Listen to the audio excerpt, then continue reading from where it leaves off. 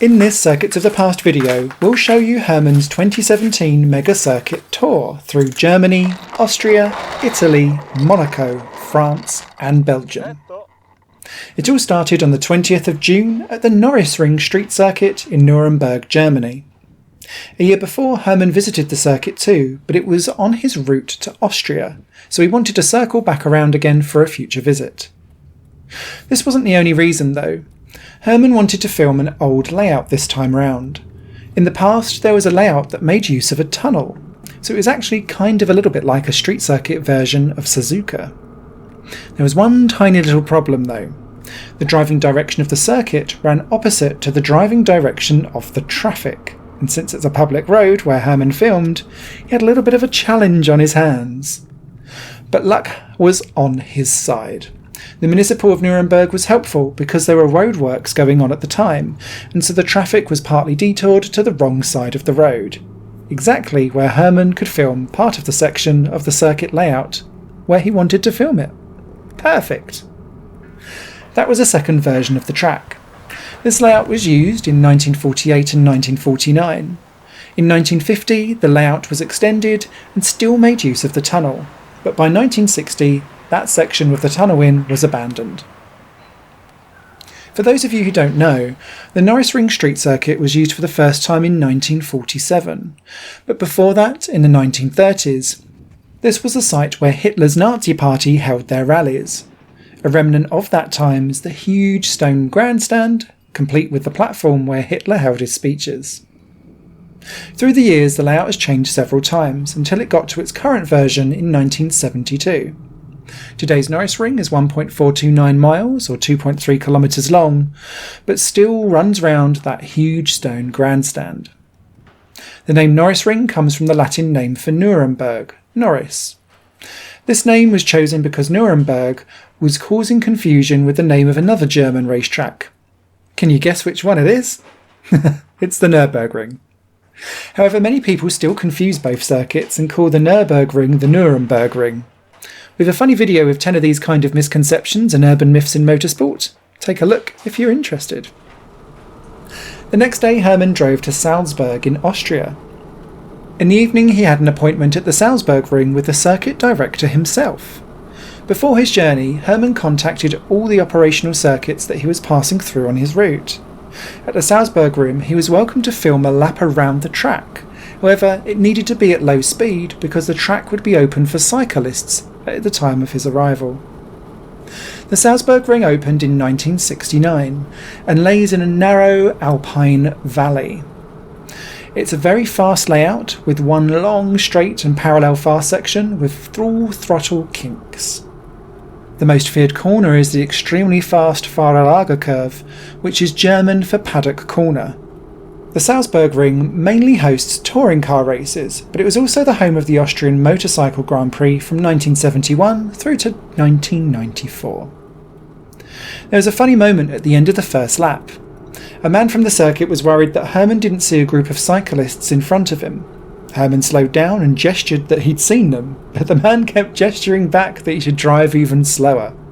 So not to become troublesome and not be welcomed back in the future, Hermann slowed down even further still. I thought you'd get 10 points for each, personally. Oh, by the way, for those of you who are new here, Hermann is the founder of the Circuits of Past YouTube channel and website. His full name is Hermann Lischmeyer, and he filmed almost all of the footage in this video. Later on in the video you'll see a contribution from another circuit explorer when we're at the Monza banking. And I'm Simon Smith. I do the voiceovers for the Circuits of the Past videos. I have a gaming channel on YouTube called High Plane Games if you're interested. So, after filming the Salzburg Ring, Hermann went back to his hotel. A few days later, he would make a very long detour on his way to Italy, where he would go to the Red Bull Ring, home of the Formula 1 Austrian Grand Prix and formerly known as the Österreich-Ring. When Hermann arrived, he first parked his car on the paddock and went for a wander. After his short walk through the paddock, Hermann started a longer walk to the abandoned section of the Red Bull Ring.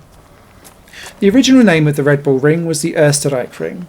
It opened in 1969 as an alternative for a bumpy airfield circuit, which was on the other side of the road. Today, the airfield is actually still there, but only for flights. The 3.7 mile long Österreich Ring hosted the Austrian Grand Prix from 1970 to 1987. With its fast challenging corners and huge elevation changes, it was very popular with the drivers.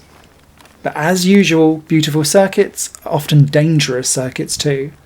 After Mark Donoghue lost his life here in the 1975 Grand Prix, the fast first corner was modified for the 1976 Grand Prix, and a year later it was changed again into a chicane.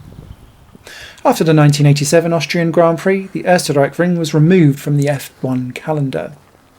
In 1996, a new version of the track opened under the name the A1 Ring, but the natural flow of the circuit was destroyed with this new layout. It was changed into a much more pointy stop-and-go track instead. Today we know this circuit as the Red Bull Ring, after it was bought by the Red Bull owner Dietrich Mateschitz. A part of the old Österreich Ring layout is still there, and that's where we are now. There is still a plan to reconnect this part to the current track and make different layouts possible, but it will be a tough battle to get permission to reuse this old section because of noise complaints from local residents. As of the time of this recording, the section has been left abandoned for the time being. Although quite why people insist on moving next to race circuits and complaining about the noise, I have no idea. As we mentioned earlier, Hermann contacted all the operational circuits long before he started this circuit tour.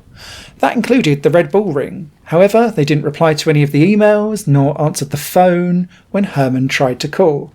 So Hermann went there on a chance and a whim. Fortunately, the fences to the abandoned section were open, but it was actually forbidden for him to enter. Sometimes someone drove past on a quad, but they didn't send Hermann away. When Hermann started his walking tour, it was more of a beautiful summer weather, but the further he went uphill, the worse the weather became. When he finally got to the top of the hill after a heavy walk, it started a downpour of rain. So after this final shoot, Hermann went back for a place to hide.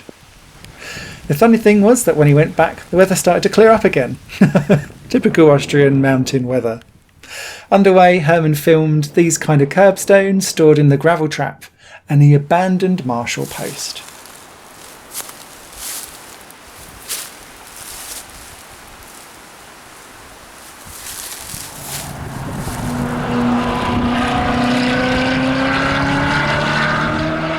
When Hermann was back in the valley, it was summer weather again. The hills are alive indeed. After filming at the Red Bull Ring, Hermann went for a long drive to Italy, where he would wind up spending the night near Venice, the city that he would be visiting the next day. After a few days later, on June 27th to be exact, Hermann visited Monza. Here he would meet Yuri Bruschi, a fan from Italy. He showed Hermann around the old banking, which they explored by bicycle. It can only go as well as you're expecting it to. When the Monza circuit opened in 1922, it contained a road circuit and a high-banked oval, which could be used together or separately. The length of the combined circuit was exactly 10 kilometres, which is 6.2 miles. During the huge reconstruction of the track that started in 1938, the original banking was demolished. However, in the 1950s, Monza wanted to return to its original concept of a combination of road circuit and high-banked oval. In 1955, the new Monza layout opened with a brand new oval, almost on the exact same site as the original one. To give the circuit exactly 10 kilometres, they also introduced the famous Parabolica corner. Of course, that was recently renamed Alboreto. The full circuit was used 3 times for Formula 1 Italian Grand Prix, 1956, 1960 and in 1961. The full version with the banking was also used for the 1966 Formula 1 Grand Prix movie. After Formula 1 abandoned the banking, it was also found too dangerous for other series. It was used for the last time in 1969 during the 1,000 kilometres of Monza. Since then, the old oval has been left abandoned. When the Monza circuit needed to improve its safety in the 90s, they needed to chop down some trees, so they came up with a plan to demolish the disused banking too, and then use that place to replant the trees, just like they would do with the old Hockenheim Ring in 2002. But after massive protest, which included many Formula 1 drivers, they cancelled the plans. I wonder where these F1 drivers were when they decided to butcher old Hockenheim. Since 1978, the old Monza Oval is used once a year by the Monza Rally, but they only use the lowest part of the banking. The rest of the year it's just a memory for the past, which can be explored, thankfully, legally.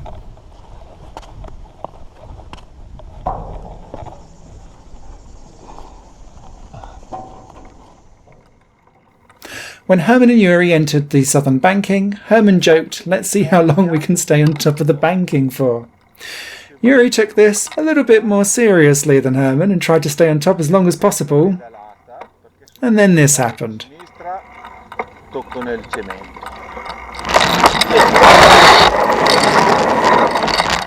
detto, volo in diretta. Ah, gravity. After exploring the southern banking, Hermann and Yuri went to the Parabolica, the Varianti Ascari, and the Varianti della Roggia too. They also explored the abandoned remains of the Pirelli track, a never-used test track which was built during the 1938 reconstruction. At the end of the day, Hermann had also participated in a guided tour through the buildings of the current Grand Prix circuit. If you want to see a complete video about this Monza track visit, I recommend you to watch the video Monza Circuit, exploring the Oval and Pirelli track.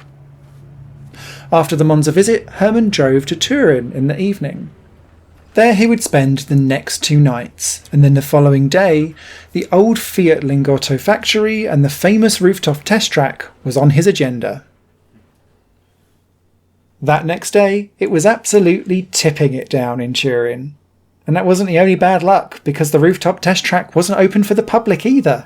It normally would be though, but it was closed for reconstruction works. So Hermann could only film some footage from inside the old factory, which is now a shopping centre.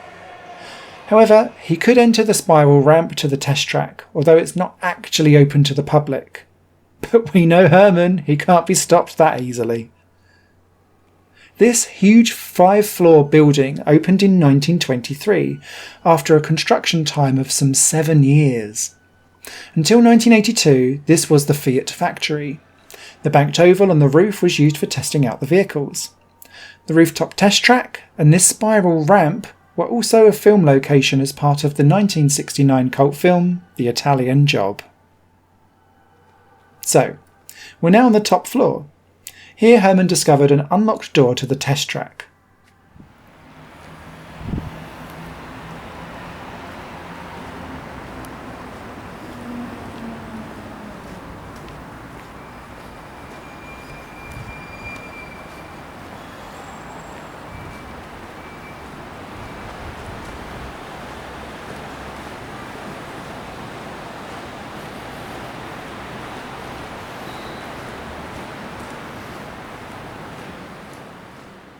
But a little further inside there was a locked fence, so there ended the exploration.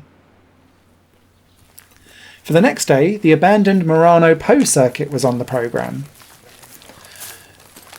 The Murano Po circuit was also known as the Autodromo Casale Monferrato, which was a 2.462 kilometre or 1.53 mile long racetrack in northern Italy, not too far from Turin. The track opened in 1973 and was used for national racing, like the Italian Formula 3 Championship and touring car races. There was also a plan to extend the track to make it suitable for international races too. But, as is a familiar story on this channel, by 1975 local residents started, oh yes, complaining about the noise. So from the 1976 season, the number of races started to diminish for the Murano Po circuit. It wasn't enough to keep the track going, sadly, and by the end of the season, the circuit was closed. To prevent illegal racing, a part of the asphalt layer was destroyed in 1977, but it was restored later on in an attempt to bring racing back to life for the 1981 season. Unfortunately, after several attempts, they just didn't get permission for reopening, so the circuit remains abandoned right up to the present day. So here we are at the abandoned Murano Po circuit. Hermann visited with 2 fans from Italy, who showed him how to enter the track. Cryptic clues. It reminded Hermann very much of his early visits to Nivelles in Belgium in the late 1990s. The coolest thing about the Murano Po circuit's ruins is that almost everything is still there except for the grandstand.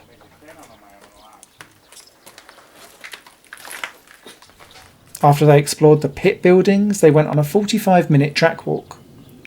We won't show you that entire lap, but if you are a hardcore motorsport explorer, we have over 30 minutes of footage on this track as a walk in real time for you on the Circuits of the Past channel.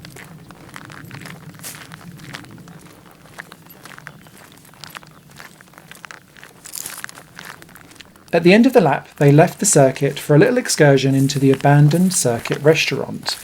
Nom nom nom.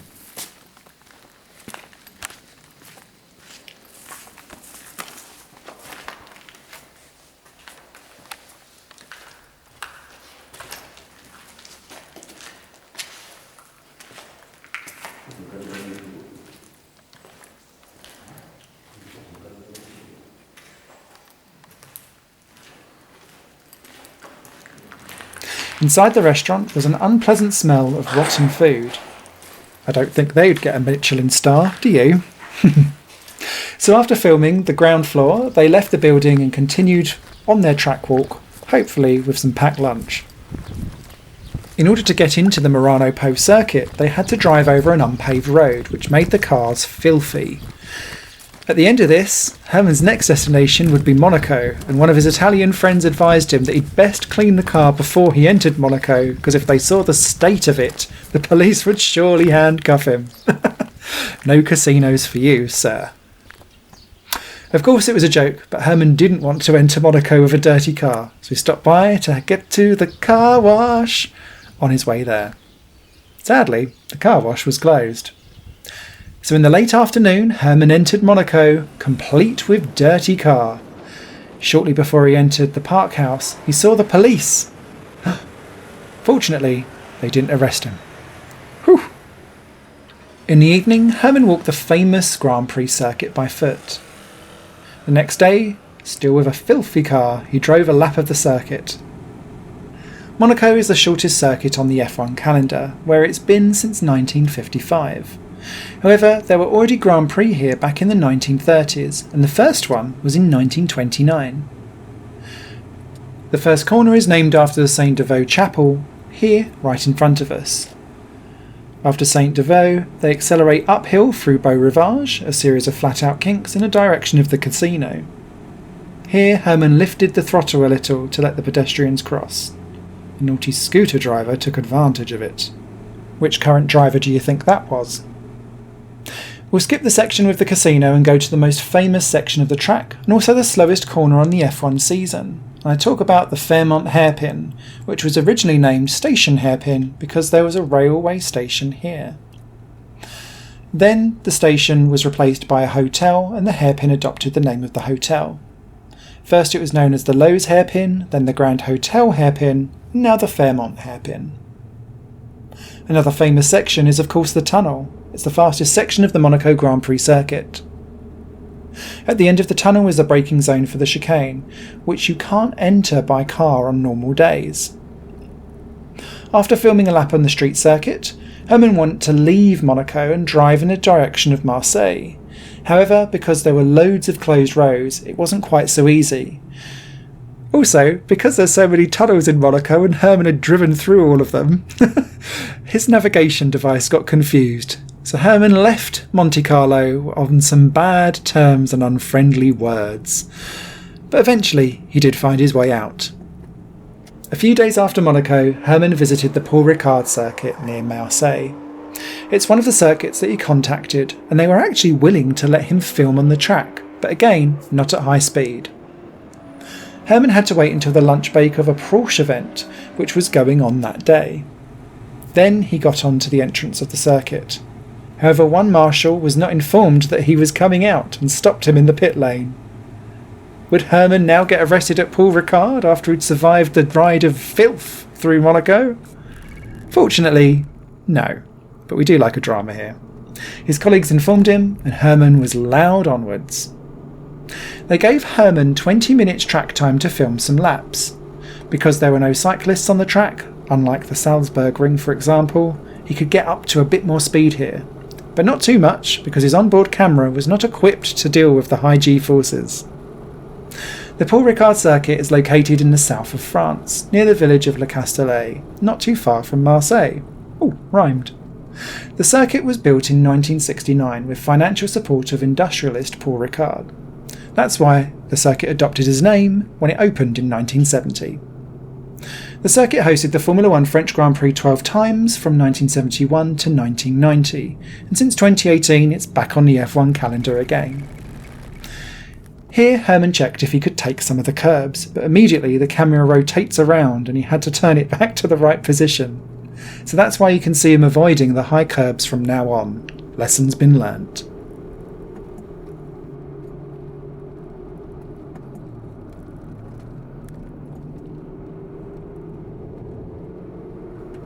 The most famous section of this track is the 1.8 kilometre long Mistral Straight. After a Formula 1 test accident in 1986 that cost the life of Elio De Angelis, they changed the layout for Formula 1, and since then they've turned right immediately after the start-finish straight to a shorter version of the Mistral Straight. Since the return in 2018, they again used the full track, however the Mistral Straight is now interrupted by a chicane.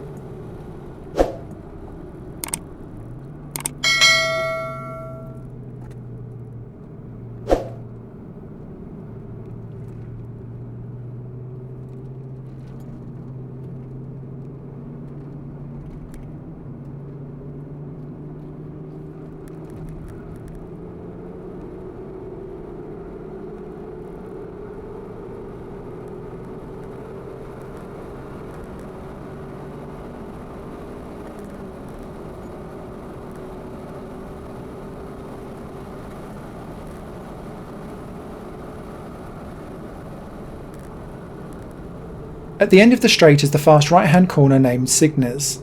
In the old day it was the most feared corner on the Paul Ricard circuit, but with today's chicane in the straight, the corner is easily flat out now with a Formula 1 car. It wasn't before. After Signes comes the most technical corner combination on the track. It's the double right-hander of Bousset. Actually, these bends are too close together to go through them with a nice smooth line, so it takes a lot of practice to get these corners right. Because Hermann only had 20 minutes of track time, he didn't quite get the practice that he'd wanted. I'm sure he'd like to go back there and give it another go. However, if you think you can go faster, think again. Hermann used to be an amateur racer back in the 1990s, and he knows how to handle a car fast around a racetrack. After Bousset follows a short straight leading to the double left-hander combination with a fast entry and slow exit. The next right-hander is easily full throttle. Actually, it's more like a curved straight between two slower corners. The curved straight is leading towards a long left-hander, which is immediately followed by the final corner, which is also the slowest corner of the track. The footage of the second camera that shows the steering wheel is exclusive for Circuits of the Past supporters on Patreon. So if you want to see it all, you can become a patron too. Hermann would absolutely love your support in being able to make these videos as good looking and as professional as possible.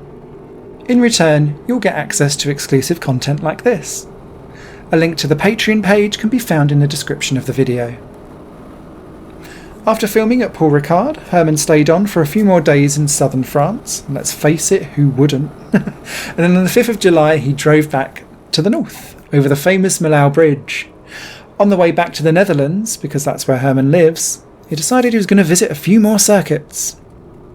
In the afternoon, Hermann arrived at Chiraud, near Clermont-Ferrand. Here he had an appointment with the circuit director of the Chiraud circuit. But today he would film the abandoned section of the original street circuit, which is all still there and still accessible. The Clermont-Ferrand circuit was a street circuit around an extinct volcano in the Puy-de-Dôme region in France. The circuit has a length of 8.055 kilometres or 5.005 miles. Very exacting. And it opened in 1958. It contained a challenging mix of different corners and elevations, and for that reason it was nicknamed the French Nürburgring. The old Clermont-Ferrand circuit hosted the Formula 1 French Grand Prix 4 times, between 1965 and 1972. Because the old Clermont-Ferrand circuit was found too dangerous, it lost the French Grand Prix and other international races too.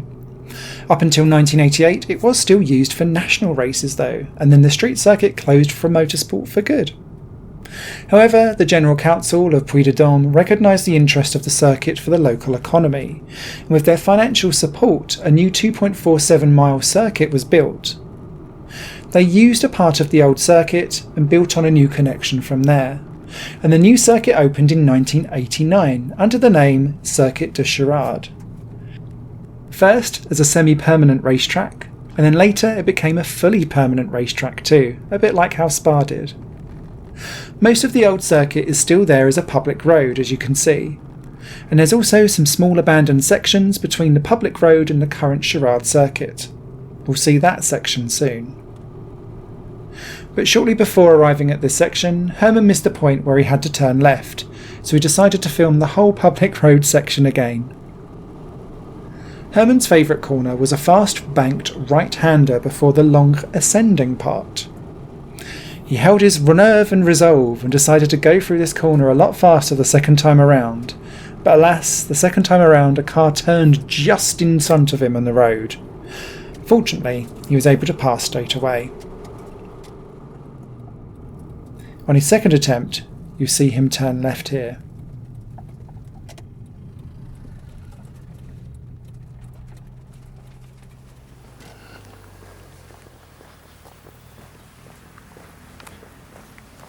So for this day it was all about the abandoned section, but we're now moving on to the 6th of July, and this is where Hermann had an appointment with the circuit director. The director drove him a lap around the current Chirard circuit, with a stop at the connection to where the abandoned section that we just saw was.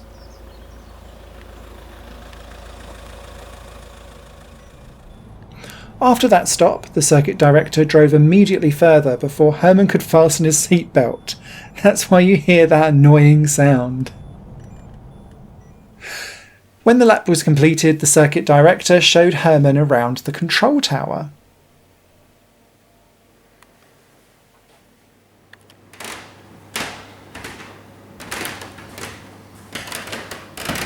At the end, he also showed him the grandstand, which opened in 1959.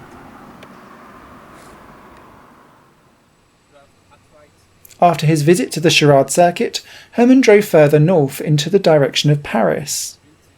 The next day he had another appointment, this time with the press officers of Linus Montlhéry.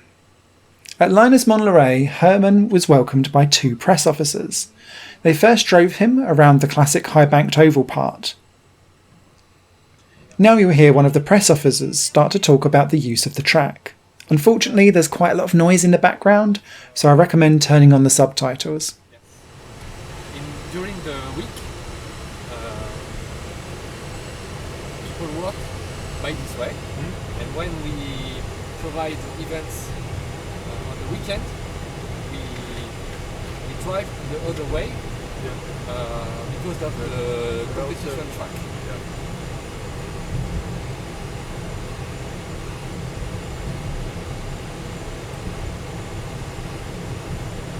De Mano ging je nog kopen. Je had toch wel at least 120, samen 1 kilometer. Tu peux 51 degrees at the top. 51. 66 degrees. Tu peux lui dire les 52. Tu lui as dit déjà, d'accord, j'ai pas entendu. And if you want to, we can't drive at this speed because of electric car, but with a classic car, you can drive at 180 kilometers and don't touch the steering wheel, and the car drives alone. While they go round for a faster lap on the oval, I'll give you a little bit more about the history of this track. The Autodrome Linus Montlhéry was a circuit track near Paris that opened in 1924 as a high-banked oval. A year later, a road circuit opened as an extension. Just like Old Monza, they combined the road circuit and the oval. But unlike Monza, they only used one high-banked corner of the oval for the combination of the road circuit, whereas Monza used the whole thing. The Linus Montlhéry circuit was built as a private initiative from industrialist Alexandre Lamelin. The first official race at Linus Montlhéry was in 1925 for its French Grand Prix. The race was won by Robert Benoist in his Delage, but the event was overshadowed by the fatal accident of Italian racing driver Antonio Ascari. Antonio Ascari was the father of the famous Alberto Ascari. After the 1925 Grand Prix, it hosted the French Grand Prix also in 1927, 31, 33, 34 and 35. In 1939, the Linus Montlhéry circuit was sold to the French government. After World War II, the government sold it in 1946 to the UTAC Group, who still owns the track to this day. The coolest thing about the Linus Montlhéry circuit is that this classic racetrack is still in use, including that high-banked oval. During the week, the oval and parts of the road circuit are used for testing, but in the weekends there are still race events on the short version of the road circuit, in combination with one of the high-banked oval corners. However, for this occasion, the banking is interrupted by chicanes. After 2 laps on the oval, they took Hermann to the roof of the control tower.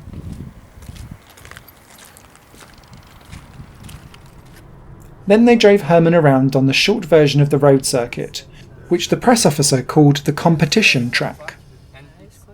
When they entered the connection with the longer version of the road circuit, they told Hermann that it wasn't possible to enter it because it was being used for testing at that time. As you heard the press officer say at the beginning, the competition track is only used during the weekends for amateur touring car races. For that occasion, the driving direction is clockwise, whilst the driving direction for testing on the oval is counterclockwise.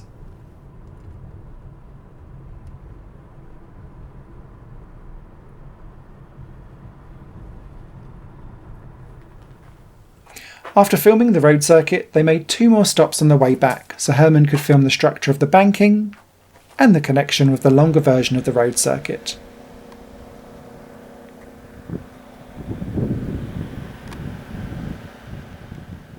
At the end, they showed Hermann the classic grandstand, which was built in 1956 in a space for 1,000 spectators.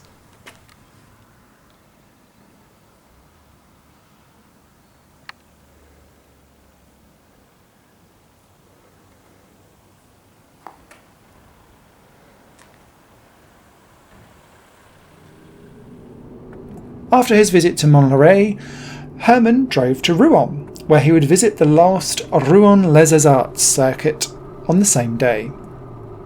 The Rouen-les Arts circuit was a street circuit with a permanent pit building and grandstand in northern France region of Normandy. The shape and layout of the circuit is quite similar to that of Spa-Francorchamps. The original version of the circuit was 3.169 miles long and started with a breathtaking descent. The official name of this section was Six Frères, but some drivers gave it the nickname Chicken's Lift. Only the brave would take this one flat out, whilst the chickens would lift the throttle.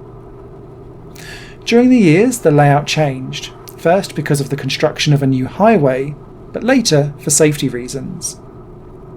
In 1973, the Six Frères became an improvised chicane, and a year later there was a permanent chicane introduced to lower the speeds for the Chicken's Lift.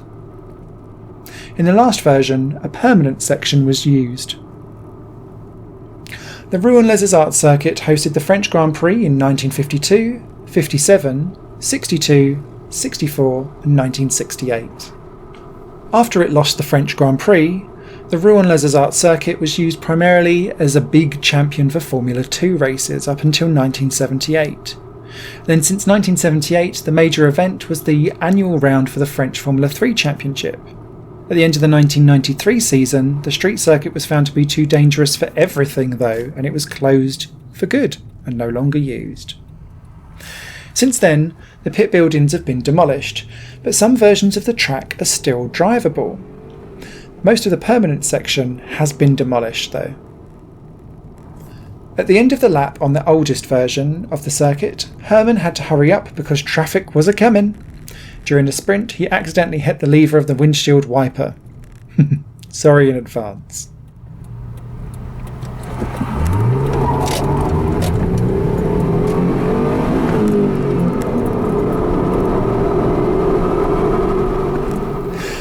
When Hermann filmed the public road sections, he drove back and made a stop to explore the abandoned permanent section.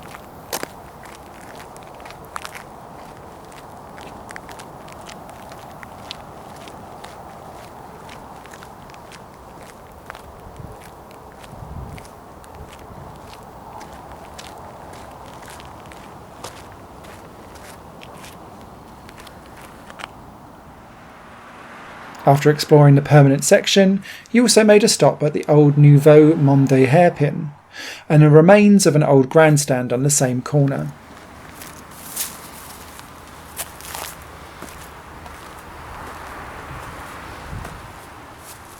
The last stop was on the permanent chicane in the Six Frères section. Today the chicane is used for parking. Because traffic drives in the opposite direction than the racing cars did, he had to explore the chicane by foot. After his visits to Montlhéry and Rouen on the 7th of July, Hermann continued and made it 3 tracks in a single day by visiting Nivelles. The Nivelles circuit opened in 1971 as a safer alternative for Spa-Francorchamps. Nivelles hosted the Belgian Grand Prix twice, in 1972 and 1974, and both races were won by Emerson Fittipaldi.